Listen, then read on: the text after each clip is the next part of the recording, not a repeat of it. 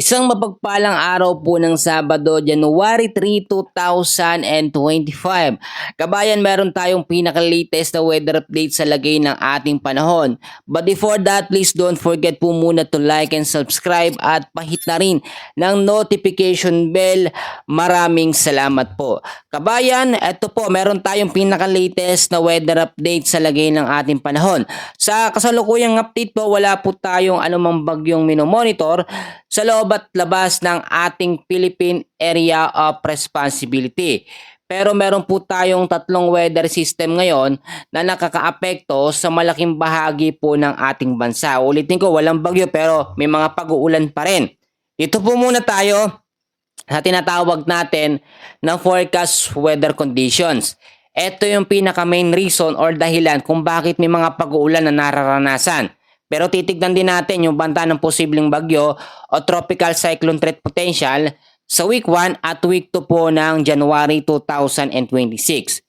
Sa area po ng Bicol Region, Western Visayas, Mimaropa, Laguna, kasama po ang Batangas, patuloy po makakaranas ng cloudy skies with scattered rains and isolated thunderstorms dahil po yan sa tinatawag natin na shear line o yung salubungan po ng malamig at mainit na hangin.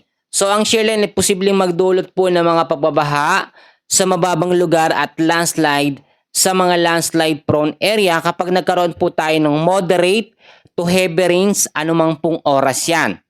Sa area naman po ng Metro Manila, Cordillera Administrative Region, Cagayan Valley, Central Luzon, the rest po ng Calabarzon ay patuloy pong makakaranas din ng cloudy skies with light rains dahil po sa tinatawag natin no northeast monsoon or etong hanging amihan. Ang amihan po no, ito take note po ninyo, mas mararamdaman o mas lalakas pa pagdating po ng February at sa March. Yan po kasi yung kasagsagan o mas lalamig pa yung panahon or hangin na ating mararanasan. So ang northeast monsoon ay posible pa rin magbigay ng impact na posibleng flash floods or landslide sa mga landslide prone area kapag ka nagkaroon po tayo ng moderate to heavy rains anuman pong oras yan. So kinakailangan maging alerto. Ito naman, sa Ilocos Region, take note po ninyo, merong cloudy skies with light rains umaga pa lamang at sa hapon mga isolated rains o light rains ang mararanasan dahil po sa northeast monsoon or hanging amihan. Wala namang masyadong impact talaga ang amihan pero dahil po sinasabayan niya ng iba't ibang weather system, ano ba yon? Ito pong northeast monsoon, shear line at itong easterlies na dadagdagan ng epekto ng northeast monsoon or hanging amihan. I-take note natin yan.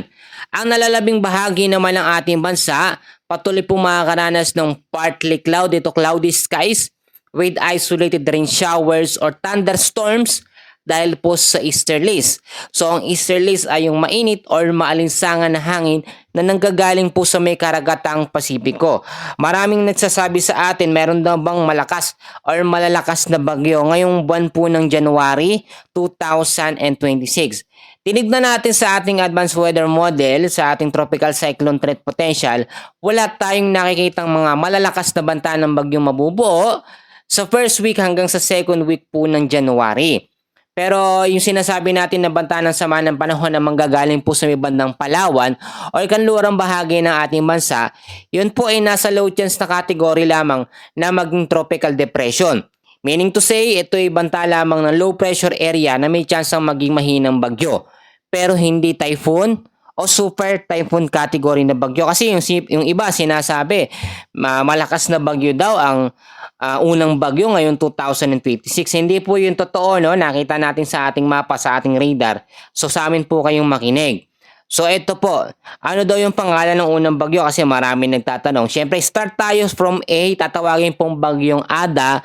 Ang unang bagyong mabubuo ngayong January 2026 or ngayong 2026.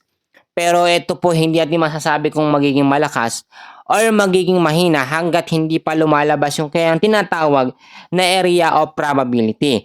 Pero ang sigurado dito, yung tatlong weather system katumbas na ng tinatawag na tropical depression or mahinang bagyo dahil sa kanilang consistent na pagpapaulan simula umaga, tanghali hanggang sa may hapon. Kaya mag-ingat tayo sa banta po ng mga posibleng mga pag-uulan pa rin. Ugaliin magdala ng payong, jacket, kapote, panlaban ho yan sa mga biglang bugso ng mga pag-uulan. Hindi natin masasabi kahit walang bagyo, walang low pressure area, pero meron namang iba't ibang weather system na nagpapaulan sa malaking bahagi po ng ating bansa. Uulitin ko po mga kaibigan ko, may bagyo man or wala, kinakailangan pa rin natin maging alerto at maging handa bawat oras. So ngayon kabayan, yan po muna ang pinaka-latest na update natin sa lagay ng ating panahon. Maraming salamat at God bless po sa inyong lahat.